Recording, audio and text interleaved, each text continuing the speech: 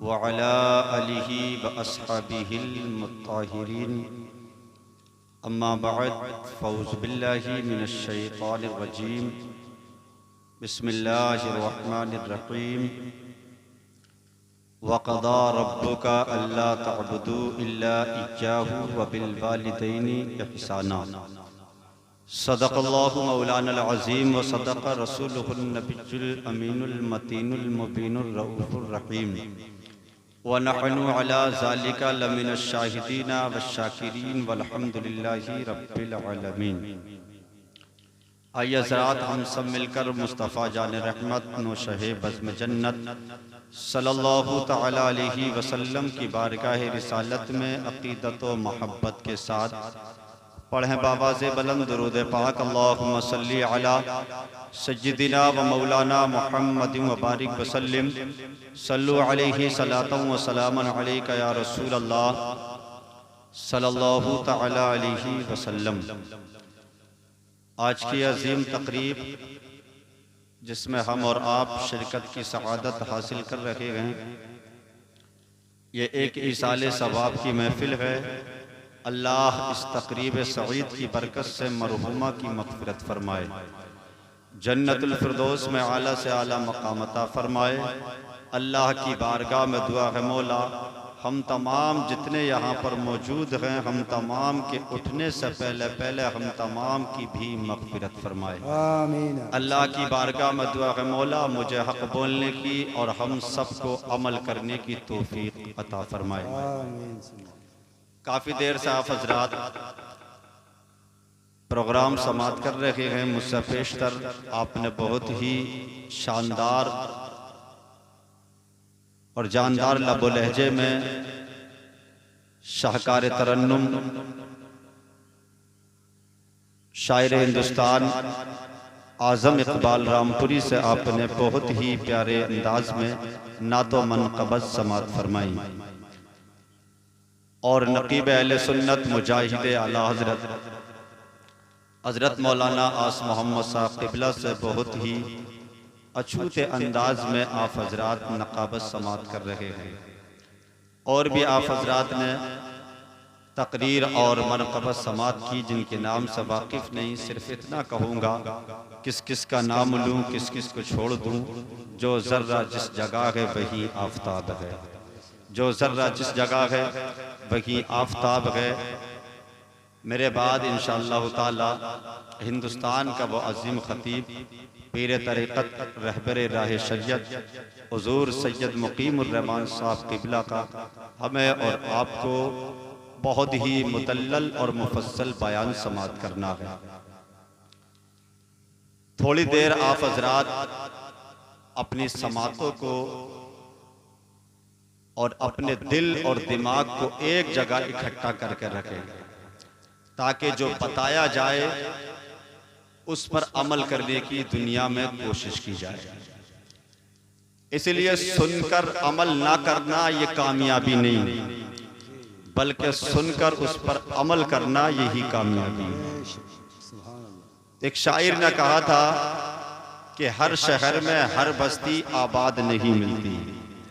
बात दिल पर असर करे तो सुभान अल्लाह बोल सकते हैं आप, वरना तो हालात आपके चेहरे देख के ये महसूस हो रहा है कि आप इतने थक गए हैं कि बोलने के लिए भी तैयार नहीं है ना।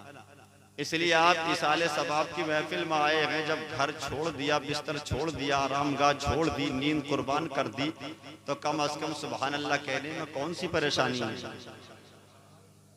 भाई। जिनके इसाले सबाब के लिए आए हो सुभान अल्लाह कहोगे, आपको भी फायदा होगा और जो दुनिया से रुखसत हुई हैं उनको भी उसका फायदा पहुंचेगा, है ना। और जब बंदा मोमिन सुभान अल्लाह बोलता तो अल्लाह 90 नेकियां अता फरमाता। सुभान अल्लाह, सुभान अल्लाह। आज नेकियां कहने से भी नहीं करते और गुनाह खरीद के भी कर लेते हैं।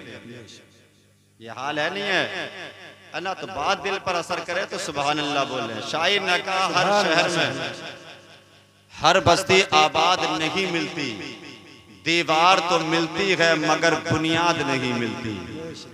हर शहर में हर बस्ती आबाद नहीं मिलती, दीवार तो मिलती है मगर बुनियाद नहीं मिलती। माँ तो हर औलाद को मिलती है बहुत अच्छी, मगर माँ को हर औलाद अच्छी नहीं मिलती। माँ तो हर औलाद को मिलती है बहुत अच्छी, मगर माँ को हर औलाद अच्छी नहीं मिलती। हज़रात, हम और आप नबी की महफिल में आए हैं। नबी का जिक्र कोई नकीब करे तो ये भी कमाल होता है। नबी का जिक्र कोई शायर करे ये भी कमाल होता है। नबी का जिक्र कोई खतीब करे ये भी कमाल होता है। नबी का जिक्र कोई आलिम करे ये भी कमाल होता है।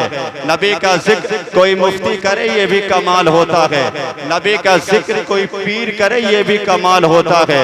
नबी का जिक्र अगर कोई कारी करे ये भी कमाल होता है।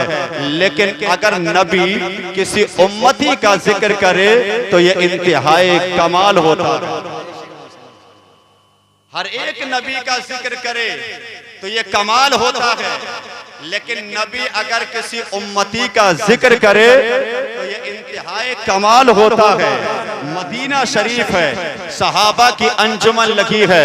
मेरे नबी ने फरमाया, सहाबा क्या मैं आज उसकी बात ना करूं जो मुझसे प्यार करता है?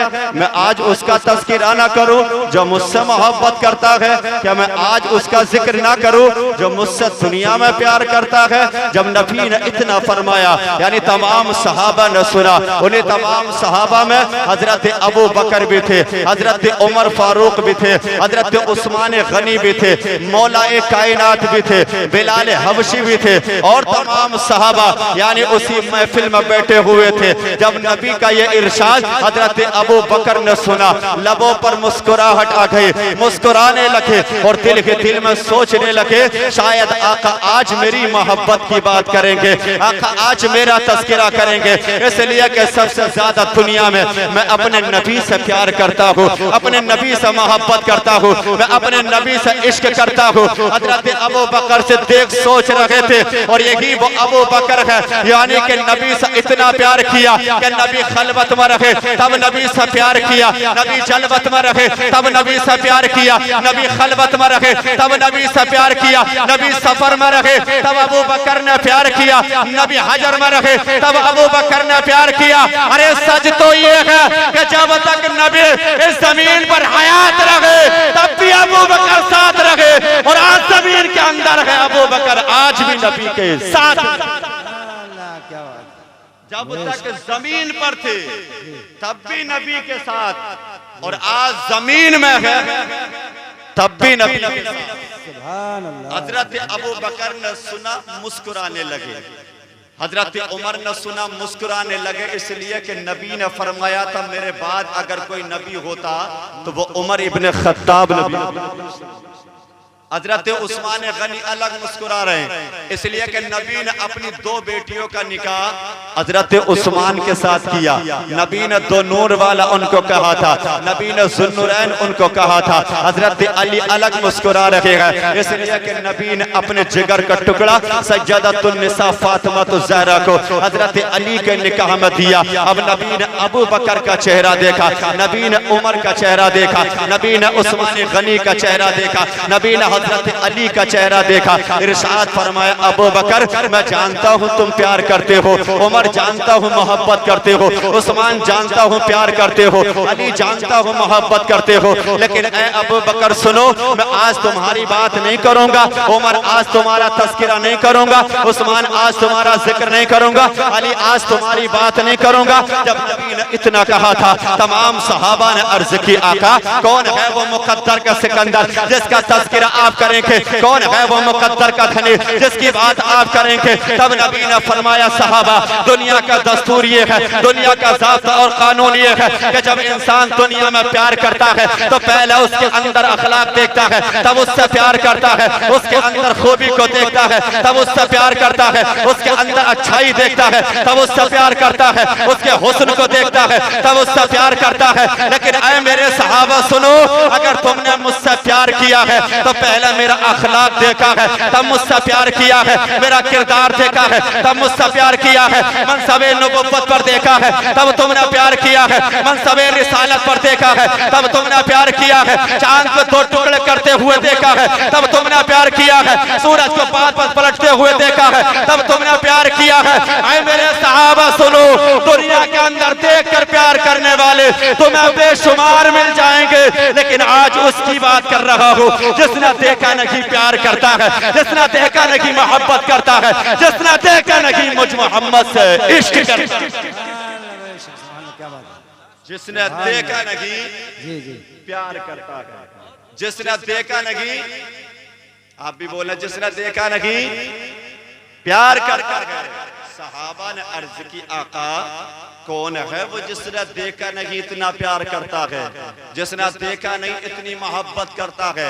तब नबी ने फरमाया सहाबा वो कोई और नहीं है बल्कि वो उवैस करनी की जात है, जिसने देखा नहीं प्यार करता है, जिसने देखा नहीं मोहब्बत करता है। सहाबा ने अर्ज की आका जब इतनी मोहब्बत आपसे करते हैं तो आपका दीदार क्यों नहीं कर लेते, आपकी बारगाह में क्यों नहीं आ जाते, आपकी ज़ियारत क्यों नहीं कर लेते, आपसे कलाम क्यों नहीं कर लेते, आपसे गुफ्तगू क्यों नहीं कर लेते। नबी ने फरमाया सहाबा वो आएंगे कैसे। सहाबा ने अर्ज की आका जब सुहैब रूमी रोम से आ गए, सलमान फारसी फारस से आ गए, बिलाल हबशी जब हबशा से आ गए, तो ये उवैस कर्न से आकर आपकी ज़ियारत क्यों नहीं कर लेते। नबी ने फरमाया सहाबा उवैस करनी के घर में उनकी एक माँ है जो हालत बुढ़ापे में है, आंखों से नबीना हो चुकी है। मेरा उवैस अपने घर में रहकर अपनी माँ की खिदमत करता है, वो अपनी माँ को छोड़कर मेरी बारगाह में कैसे। क्या फरमाया नबी ने, उवैस अपनी माँ की खिदमत करता है, वो अपनी माँ को छोड़कर कैसे आएगा। हजरत अबू बकर सिद्दीक ने अर्ज की आका जब वो छोड़कर नहीं आ सकते तो हम आपके उस आशिक से मिल सकते हैं। नबी ने फरमाया अबू बकर तुम नहीं मिलोगे, मेरे उस आशिक से हजरत उमर की मुलाकात। हजरत उस्मान गनी ने अर्ज किया कि मैं मिल सकता हूँ।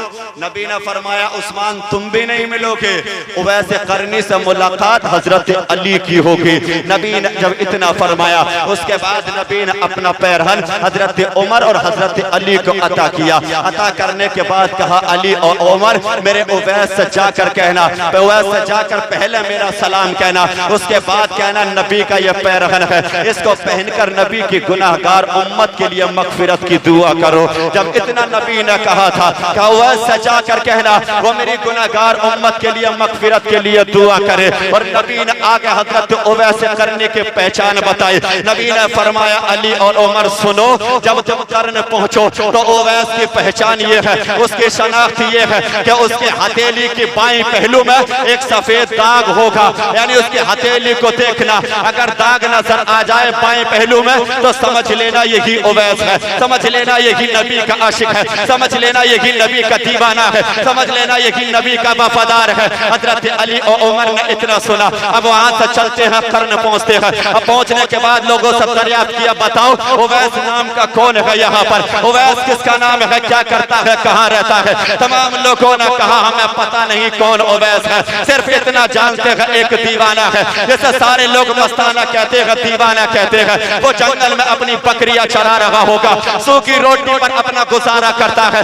सूखी रोटी उसकी ग़िज़ा है। जब इतना उन लोगों ने कहा था हजरत उमर ने कहा बताओ तो सही वो किस जानिब अपनी बकरियां चरा रहा होगा। लोगों ने इशारा करके कहा था फला जानिब चले जाओ। हजरत उमर और हजरत अली वहां से चलते हैं। अब जब वहां से चले वो जगह पर पहुंच जाते हैं जहां हजरत उवैस करनी बकरियां चरा रहे थे। अब जब हजरत अली और उमर पहुंचते हैं उस वक्त हजरत उवैस करनी यानी नमाज की हालत में थे, अल्लाह की इबादत कर रहे थे, खुदा की बंदगी कर रहे थे। अब ये दोनों खड़े हो जाते हैं, उवैस करनी नमाज पढ़ रहे हैं। जब नमाज से फारिग हुए हजरत उमर ने फरमाया बताओ तुम्हारा नाम क्या है। हजरत उवैस करनी ने कहा मैं अल्लाह का बंदा हूँ। हजरत उमर ने कहा मैं ये तो सबको पता है कि सब अल्लाह के बंदे हैं, मैं भी अल्लाह का बंदा हूँ, आप भी अल्लाह के बंदे हैं, लेकिन अपना नाम तो जरा बता दो, तुम्हारा नाम क्या है। तब हजरत उवैस ने कहा था मेरा नाम उवैस है। जब इतना हजरत उमर ने सुना, दिल के दिल में खुश होने लगे। जिसकी तरफ नबी ने भेजा है वो यही उवैस है, जिसकी तरफ हम आए हैं वो यही उवैस है। लेकिन हजरत अली सोचने लगे कहीं ऐसा तो ना हो, पहले इसकी पहचान देख ली जाए। नबी जी ने जो शनाख्त बताई थी पहले वो शनाख्त कर ली जाए, फिर उसके बाद में नबी का सलाम कहना है, फिर उसके बाद में नबी का पैरहन देना है। हजरत अली ने कहा अगर नाम उवैस है तो अपने हाथ की हथेली दिखाओ। हजरत उवैस करनी ने हाथ की हथेली दिखाई तो बाएं पहलू में सफेद एक दाग था। हजरत अली ने देखा, समझ गए कि उवैस है। उसके बाद हजरत अली ने कहा उवैस, नबी ने तुम्हें सलाम भेजा है, नबी ने तुम्हें सलाम कहा है। जब इतना हजरत उवैस करनी ने सुना था, आंखों में आंसू आके ज़ारो कतार रोने लगे। रो कर कहा उमर बताओगे जब मेरे नबी मेरा नाम लेते थे तो किस अंदाज में लिया करते थे, किस तरह मेरा नाम लिया करते थे, लोगों में मेरा तस्करा किस तरह किया करते थे। हजरत उमर ने कहा उवैस जब इतना प्यार है तो आ क्यों नहीं जाते, जब इतनी मोहब्बत दीदार क्यों नहीं कर लेते, जब इतना इश्क नबी से है तो नबी की बारगाह में क्यों नहीं आ जाते। जब इतना उवैस करनी सा कहा था, हजरत उवैस करनी ने कहा उमर तुमने नबी को देखा है, कहा हाँ देखा है। हजरत अली से कहा अली तुमने देखा है, बोले हाँ देखा है। तुम नबी की बारगाह में सुबह शाम रहे हो, नबी की सोहबत में रहे हो, नबी का चेहरा सुबह में भी देखा है, तुमने नबी का चेहरा शाम में भी देखा है। तो अब जरा ये बताओ, तुम कह रहे हो मैंने नबी को देखा नहीं है, तो नबी की जो ये दोनों अबरू है यानी ये दोनों भवे है, ये दूर से देखने में कैसे नजर आती है और कोई करीब से देखता है कैसे नजर आती है। जब वो वैसे करनी ने इतना कहा था, अब दोनों हैरान रह गए। वो वैसे करनी ने कहा था कि जब नबी की अबरू को कोई दूर से देखता था तो ये दोनों जुड़े हुए नजर आते थे, और जब कोई करीब से देखता था तो दोनों खुली हुई नजर आती। नारे तकबीर, नारे रिसालत, नारे गौसियत, मसलकी आला हजरत, फैज़ाने आला हजरत, हजरत अल्लामा मुफ्ती इरशाद रज़ा साहिब किबला जिंदाबाद। जरा मोहब्बत से बोले सुभान अल्लाह। अच्छा बात समझ में आ रही है?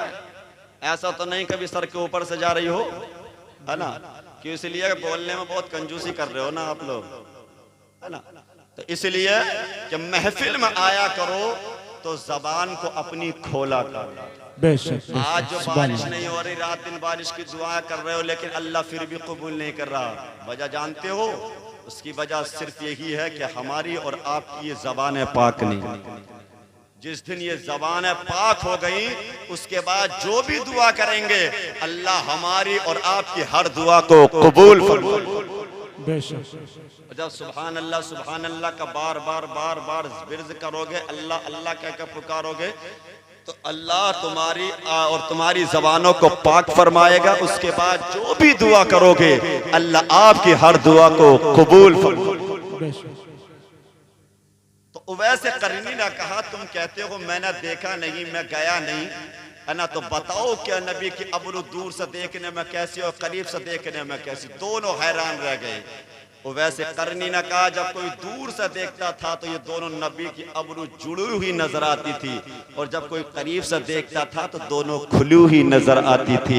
जब इतना वैसे करनी ने कहा उसके बाद हजरत उमर ने कहा उमर लो ये नबी का पैरहन है, इसको पहनकर अब नबी की गुनाहगार उम्मत के लिए मगफिरत की दुआ करो। हजरत वैसे करनी ने लिया, लेने के बाद उसको पहना, पहनकर सजदे में रखकर रब की बारगाह में अर्ज करते हैं मौला तो मेरे महबूब की उम्मत की मगफिरत फरमा दे, मेरे महबूब की उम्मत को माफ कर दे, मेरे महबूब की उम्मत की मगफिरत फरमा दे। वो वैसे करनी रोते जा रहे हैं, दुआ करते जा रहे हैं, रोते जा रहे हैं, दुआ करते जा रहे हैं। रब ने फरमाया उवैस हमने तेरी दुआ को कबूल कर लिया है और तेरी दुआ से मैंने महबूब की आधी उम्मत को माफ कर दिया है, मैंने आधी उम्मत को माफ कर दिया है। वैसे करनी ने कहा मौला सारी उम्मत माफ फरमा दे, मैं महबूब की सारी उम्मत को माफ कर दे। रब ने फरमाया उवैस आधी उम्मत तेरी दुआ से माफ कर रहा हूँ और आधी उम्मत मैं उसकी शफाअत से माफ करूंगा जो अभी दुनिया में आया नहीं, आने वाला है, जो दुनिया में पैदा हुआ नहीं बल्कि पैदा होगा, दुनिया में जन्म हुआ नहीं बल्कि होने वाला है। जब इतना रब ने कहा था वैसे करनी ने कहा मौला वो कौन है जो आया नहीं आने वाला है, जो पैदा हुआ नहीं पैदा होने वाला है, तो उसकी शफाअत से महबूब की आधी उम्मत को माफ करेगा। तब रब ने फरमाया था उवैस वो मेरे महबूब की औलाद में होगा, नाम उसका अब्दुल कादिर होगा और लक़ब उसका गौसे आज़म होगा और उसकी शान का हाल ये होगा कि जिस तरह मेरा महबूब तमाम नबियों का सरदार है, इसी तरह वो क़यामत तक के वलियों का सरदार होगा। सुभान अल्लाह, सुभान अल्लाह। आधी उम्मत तेरी दुआ से और आधी उम्मत उसकी दुआ से जो पैदा नहीं हुआ बल्कि पैदा होगा, इतना कहा। और आधी उम्मत अल्लाह ने उवैस करनी की दुआ से, आधी सरकार गौसे आजम की शफाअत से।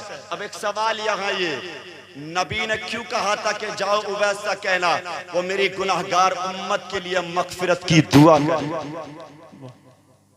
अब नबी उम्मती से क्यों कह रहे हैं?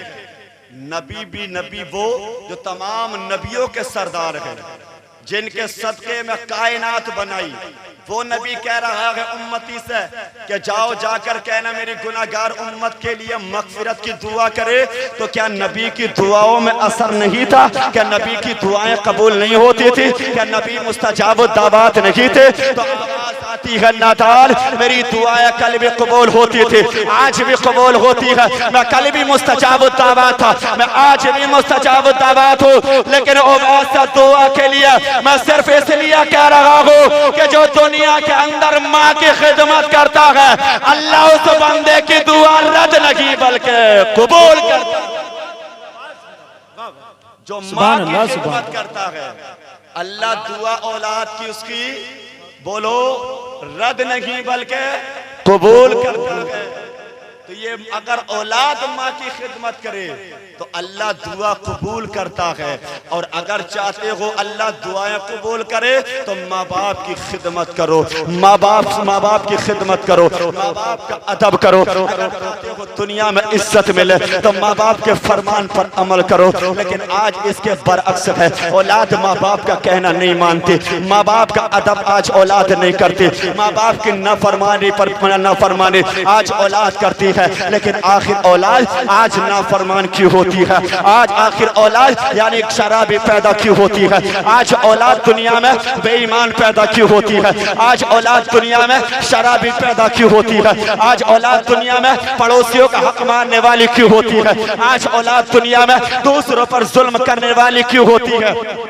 आज औलाद दुनिया के अंदर यानी दूसरों पर जुल्म सितम करने वाली आखिर औलाद क्यों होती है? अगर जानना चाहते हो, अगर चाहते हो औलाद अच्छी हो, अगर चाहते हो औलाद वफादार हो, अगर चाहते हो औलाद तुम्हारे यानी गुलामे रसूल पैदा हो, तो हराम से बचो, हलाल खाओ, और जब तक हराम से बचोगे नहीं औलाद तुम्हारी वफादार पैदा होगी नहीं।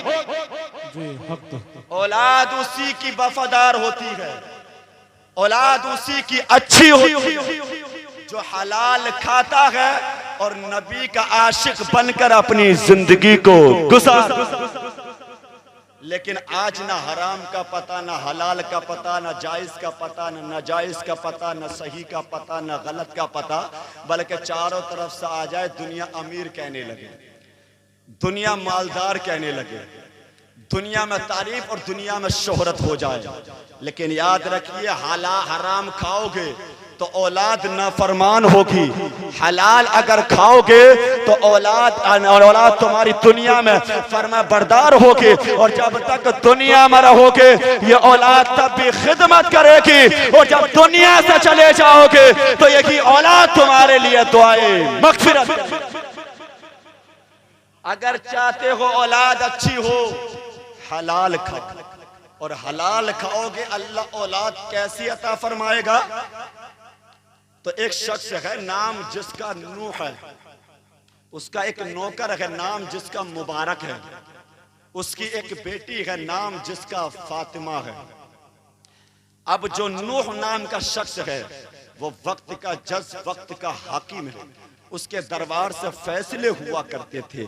अब ये मुबारक है, ये मुबारक जज साहब के यहाँ पर नौकरी करता है, पूरा दिन काम करता है, शाम को अल्लाह की इबादत करता है, यानी सुबह से दो शाम तक यानी काम करता है, लेकिन रात को अल्लाह की बंदगी करता है। एक दिन जज साहब अपने घर में बैठे हुए थे, अपनी बेटी से कहा, बेटी तुम अब इस उम्र को पहुंच चुकी हो जिस उम्र में बेटी की शादी की जाती है, जिस उम्र में बेटी का निकाह किया जाता है, जिस उम्र में बेटी को यानी बेटी के घर को आबाद किया जाता है। ऐ बेटी मैं सोच रहा हूँ कोई अच्छा सा लड़का मिल जाए मैं तेरी शादी कर दूं, अच्छा सा दामाद मिल जाए मैं तेरा निकाह कर दूं। जब बाप ने बेटी से इतना कहा, उसके बाद सुबह हुई, अब बाप रिश्ता तलाश करने के लिए, दामाद को ढूंढने के लिए, बेटी के लिए दूल्हा तलाश करने के लिए अब सुबह से घर से निकला। शाम को जब वापस आया तो बेटी ने पूछा, अब्बा जान कहाँ गए थे? तो बाप ने कहा, बेटी मैं रिश्ता ढूंढने गया था, मैं अमीरों के दरवाजे पर कहा गया, वापस लौटा दिया,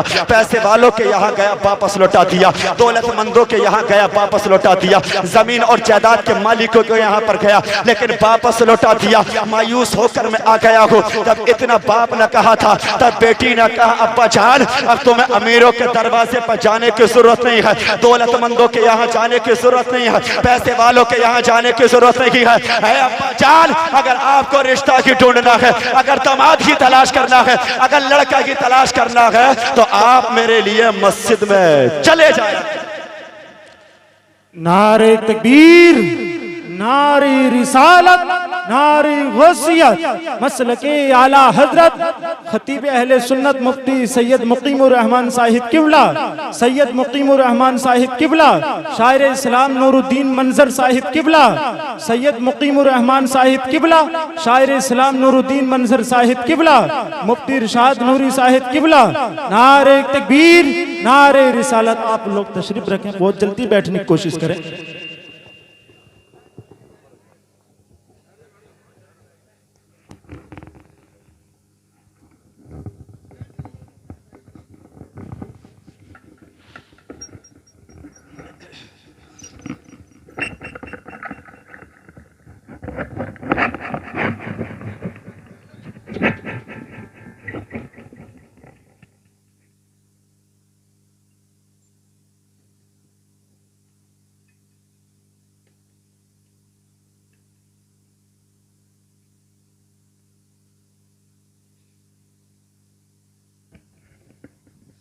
देखिए हज़रात, मिंबर नूर पर उस्ताजुल उलमा मुमताजुल उलमा खतीब अहले सुन्नत नाशिर मसलक आला हज़रत पीर तरीक़त रहबर राह शरीयत हुज़ूर सैयद मुकीमुर रहमान साहब किबला पूरी शान खिताबत के साथ मिंबर नूर पर तशरीफ़ फरमा हो चुके हैं।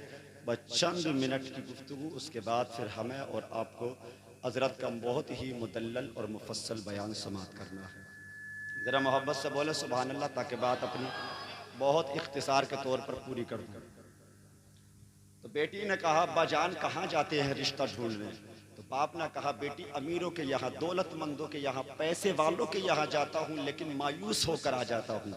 तो बेटी ने कहा, अब्बा जान आज के बाद अमीरों के यहाँ ना जाएं, पैसे वालों के यहाँ ना जाएं, दौलतमंदों के यहाँ ना जाएं, बल्कि आपको रिश्ता ही ढूंढना है तो आप मस्जिद में चले जाएं। कहाँ चले जाएं बोलो? मस्जिद में। बाप ने कहा, बेटी दामाद भी कोई मस्जिद में ढूंढता होगा? आज तक किसी ने अपना दामाद मस्जिद में नहीं ढूंढा, तुम मशवरा मुझे दे रही है कि मस्जिद में चले जाना। तब बेटी ने कहा, अब्बा जान मैं दुनिया में ऐसे से निकाह करना नहीं चाहती जो आप जा रहे हो दरवाजे पे, इसलिए आप अमीरों के यहाँ जा रहे हो। तो जो दुनिया के अंदर अपने रब का हक अदा ना कर सके तो वो दुनिया में आपकी बेटी का हक अदा कहाँ से करेगा? मेरा निकाह अगर करना है तो ऐसे ऐसा करो जो 5 वक्त का नमाजी हो, जो तहज्जुद गुजार हो, जो कुरान पढ़ने वाला हो, जो शरीयत पर अमल करने वाला हो, जो नबी के किरदार को अपनाने वाला हो, नबी की सुन्नतों पर अमल करने वाला हो, यानी जिसके दिल में खुदा का खौफ और नबी का इश्क हो। जब बाप ने इतना सुना, सुनने के बाद अब जाता है बाप मस्जिद में, यानी जोहर पढ़ी एक मस्जिद में, असर पढ़ी दूसरी मस्जिद में, मगरिब पढ़ी तीसरी में, इशा पढ़ी चौथी में, फजर पढ़ी 5वीं में। अब 5 नमाज़ें 5 मस्जिदों में पढ़ी। उसके बाद फिर वापस मायूस हो गया।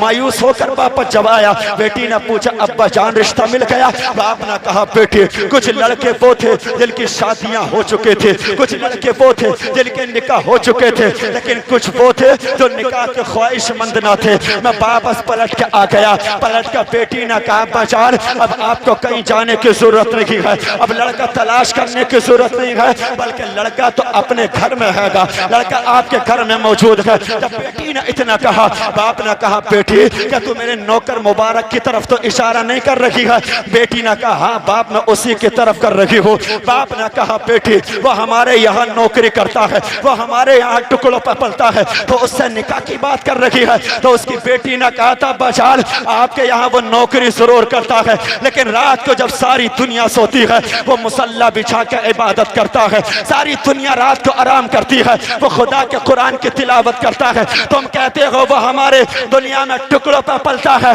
तो वो हमारे टुकड़ों पर नहीं पलता, बल्कि पूरी दुनिया आज उसी के सजदों पर पला करती है। तुम कहते हो वो हमारे यहाँ का खाता है, तो वो हमारे यहाँ का नहीं खाता, बल्कि हम उसके सदकों की बदौलत खाया करते हैं। जब बेटी ने इतना कहा था, अब बाप जज की समझ में आ गई। मुबारक को बुलाकर कहा मुबारक अब आज से तुम नौकरी नहीं करोगे, तुम्हें माजूल किया जाता है, तुम्हें यानी नौकरी नहीं करोगे। जब इतना मुबारक ने सुना, सुनकर कहा जज साहब अगर नौकरी से निकालोगे तो मैं काम कहाँ करूँगा? आप मेरे मालिक हैं, अगर खता हुई हो तो सजा दे दो, गलती हुई हो तो सजा दे दो, कोई कसूर हुआ हो तो आप मुझे सजा दे दो, लेकिन नौकरी से ना निकालो। जब इतना मुबारक ने कहा था, जज साहब ने कहा मुबारक तुमसे कोई खता नहीं हुई है, तुम्हारा कोई कसूर नहीं है, बल्कि मेरे बेटी की ख्वाहिश ये है कि तुम अब इस घर के दामाद बनोगे, और जो जिस घर का दामाद होता है वो बाहर नौकरी नहीं करता। अब मुबारक जाओ अपने घर चले जाओ, अब अपने घर जाकर वापस दूल्हा बन के आ जाओ। मुबारक ने कहा जज साहब आपकी बेटी महलों में रहने वाली,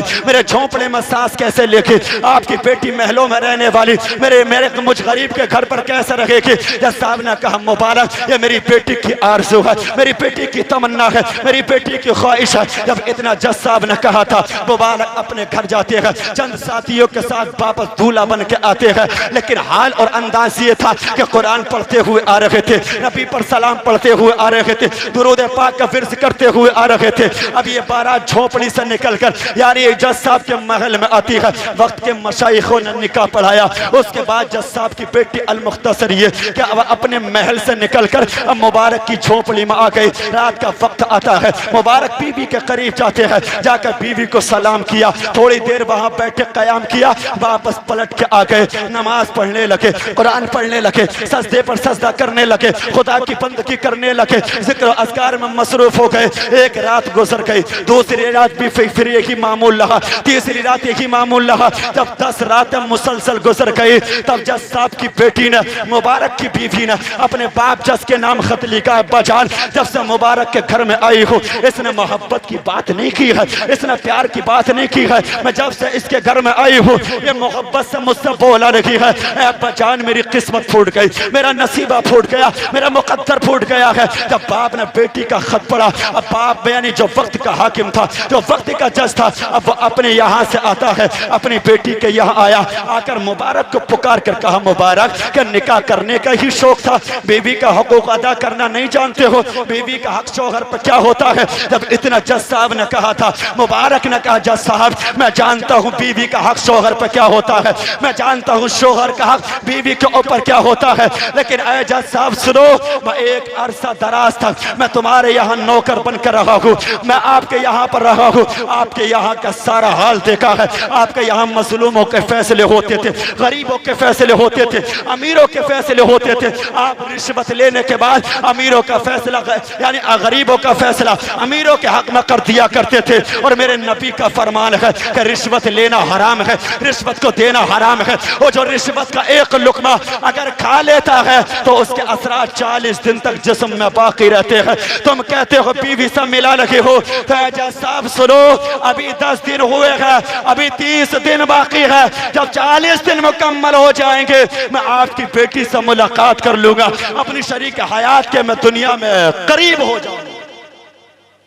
जब इतना मुबारक न कहा, जब साहब ने कहा मुबारक, जरा ये तो बताओ अगर मेरे यहाँ गलत फैसले हुए, रिश्वत लिया हराम है, तो नबी ने ये भी तो फरमाया है जिस औलाद की परवरिश यानी हराम रिस्क से होती है, हराम कमाई से होती है, वो औलाद बिगड़ जाती है, राह रास्ते भटक जाती है, यानी बेदीन हो जाती है, उसका किरदार और अखलाक खराब हो जाता है। लेकिन ऐ मुबारक सुनो, मेरी बेटी का अखलाक भी, मेरी बेटी का अखलाक भी पाक है, उसका किरदार भी साफ है, उसकी सोच भी पाक है, मेरी बेटी राह रास्ते भटकी नहीं है। लेकिन तुम कह रहे हो तब मुबारक ना जज साहब, आपकी ये घर की 4 दीवारी का कमाल नहीं, आपकी बेटी की आबरू तो कब की लुट गई होती, आपकी बेटी तो कब की यानी तबाह हो गई होती। या आपके घर की 4 दीवारी का समरा नहीं है, बल्कि आपने अपनी बेटी का नाम फातिमा रखा है। इसी नाम की बरकत ने आपकी बेटी की दुनिया में हिफाजत की। कब की लुट गई होती। ये कमाल आपके घर की 4 दीवारी का नहीं, बल्कि ये बरकत नाम फातिमा। बेशक जब इतना मुबारक न कहा, उसके बाद ये कि 40 दिन जब मुकम्मल हुए, मुबारक अपनी बीवी फातिमा से मिले, उसके बाद जो घर में औलाद पैदा हुई उसी को आज दुनिया अब्दुल्ला इब्ने मुबारक कहा करती है। और यही वो अब्दुल्ला मुबारक है जिनके ताल्लुक से इमाम आजम अबू हनीफा ने कहा था, अगर कयामत में मेरा खुदा अगर मुझसे पूछेगा नौमान दुनिया से क्या लाया है, तो मैं नमाजों को पेश ना करूंगा, रोजों को पेश ना करूंगा, अपने तकवा और तहारत को पेश ना करूंगा, बल्कि अगर रब ने पूछा नौमान दुनिया से आखिर क्या लाया है, तो मैं अब्दुल्ला इब्ने मुबारक की मोहब्बत को खुदा के सामने पेश कर दूंगा। इसी अब्दुल्ला इब्ने मुबारक की मोहब्बत की बुनियाद पर अल्लाह मुझे कयामत में जन्नत का परवाना अता फरमाएगा।